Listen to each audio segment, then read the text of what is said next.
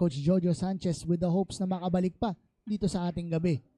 Wouldn't it be crazy if in case, hang on, sa dami-dami na nakikita natin ditong pangyayari, posibleng mangyari yan. Check that out. Landing pretty well on the 2 ball with a bit of a help dun sa 8.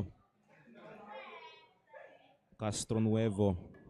Kamusta naman ang kanyang shooting? Right on point. This could be quick. Ugasan nyo guys. Sabi ni Dean Mark, eto na. Nakasalang na ako, makakabuelo ako. Iniisip niya dito na he needs to secure this win para makasargo syempre at mabuhay pa yung hopes ng Pillars. Ayan punong-puno ng kumpiyansa yung kanyang Pectus ha. Talagang pinadali yung tira dun sa 8. Ibang Dean Mark to.